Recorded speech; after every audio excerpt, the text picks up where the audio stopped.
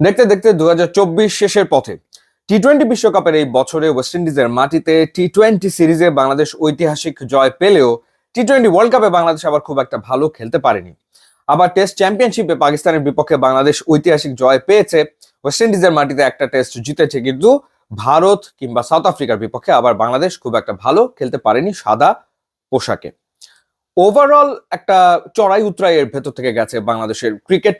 বছরব্যাপী 3টা ফরম্যাটেই বাংলাদেশের bowling department দুর্দান্ত পারফর্ম করলেও ব্যাটিং এ আসলে স্ট্রাগল করতেই হয়েছে।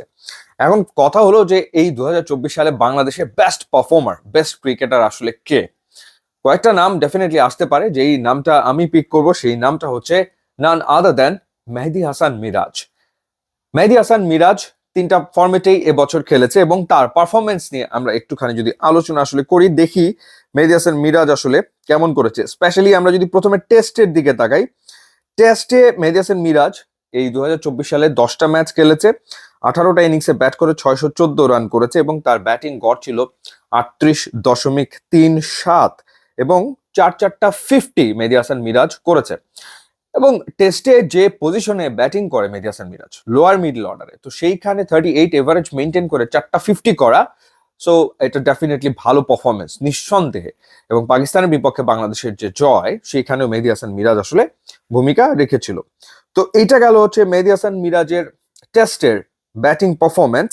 এবার যদি আমরা ওয়ানডের ব্যাটিং পারফরমেন্স নিয়ে আলোচনা করি মেহেদী হাসান মিরাজের, মেহেদী হাসান মিরাজ এই 2024-এ 9টা ওয়ানডে ম্যাচ খেলেছে, 8টায় ব্যাট করেছে, 305 রান করেছে, 38.12 তার ব্যাটিং এভারেজ, ওয়ানডেতে 3টা 50 করেছে, টেস্টে 4টা 50 এবং 3টা 50 হচ্ছে তার ওয়ানডে ফরম্যাটে। এই 3টার ভেতরে ওয়েস্ট ইন্ডিজের বিপক্ষেই ওয়ানডে সিরিজে দুইটা 50, দুইটাই 70+ সম্ভবত, এবং আফগানিস্তানের বিপক্ষেও তার আসলে একটা 50 রয়েছে। তো টেস্টের মতো ওয়ানডেতেও 38 গড় সারা বছর ব্যাপী মেনটেন করে যেতে সক্ষম হয়েছেন মেহেদী হাসান মিরাজ এই ওয়ানডে ফরম্যাটটাতে। এবার যদি আমরা টেস্টের বোলিং পারফরমেন্স নিয়ে কথা বলি মেহেদী হাসান মিরাজের, 2024-এ 10 ম্যাচে 31 উইকেট নিয়েছে মেহেদী হাসান মিরাজ এবং একটা 5 উইকেটও সে আসলে নিয়েছে। সো 10 ম্যাচে 31 উইকেট, অর্থাৎ ব্যাটিং এ 38 এভারেজ মেনটেন করা, বোলিং এর ক্ষেত্রে 10 ম্যাচে 31 উইকেট নেওয়া। যদিও তার কাছ থেকে হয়তো এক্সপেকটেশন আরেকটু বেশি ছিল এই লাল বলের ক্রিকেটে, যে টেস্টে আরেকটু ভালো পারফর্ম করবেন বা উইকেট আরো বেশি নেবেন, সেই জায়গাটাতে যেই এক্সপেকটেশন ছিল সেটা ফুলফিল করতে না পারলেও একেবারে যে পারফর্ম করেনি তা না, অর্থাৎ কন্ট্রিবিউট তিনি প্রতি মুহূর্তে প্রতিনিয়ত আসলে করেই গেছেন। এবার যদি আমরা মেহেদী হাসানের ওয়ানডের বোলিং এর দিকে তাকাই, অর্থাৎ ওয়ানডেতে মেহেদী হাসান মিরাজ 9 ম্যাচে বল করে উইকেট নিয়েছে 8টা, 9 ম্যাচে তার উইকেট হচ্ছে 8টা। ইম্পর্টেন্ট হচ্ছে ইকোনমি রেট, যেখানে তার ইকোনমি রেট হচ্ছে 4.82, 4.82, যেটা 2023 সালে ছিল 5.43, 2022-এ ছিল 5.44, সেটাকে এবার সে 5-এর নিচে নামিয়ে আনতে সক্ষম হয়েছে। সো 9 ম্যাচে 8 উইকেট নিয়েছে ওয়ানডে ফরম্যাটে।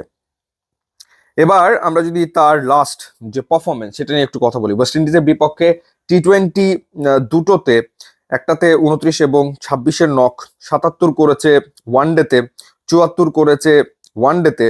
এছাড়া ওয়েস্ট ইন্ডিজের বিপক্ষে 36, 42, 23, 45-এর ইনিংস খেলেছে টেস্টে। আফগানিস্তানের বিপক্ষে 66 রানের ইনিংস, তার আগে 22 রানের ইনিংস, যে ম্যাচে 22 রান করেছে সেই ম্যাচে 37 রানে আবার 2 উইকেট নিয়েছে।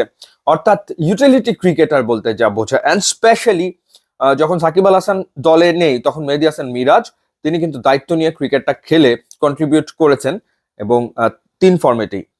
ইনফ্যাক্ট 4টা টি-20 ম্যাচও খেলেছে, যেখানে তার ব্যাটিং গড় 35। ইনফ্যাক্ট খুব বেশি টি-20 ম্যাচ তো আসলে সে খেলে না বা তাকে টি-20-তে বিবেচনা করা হয় না।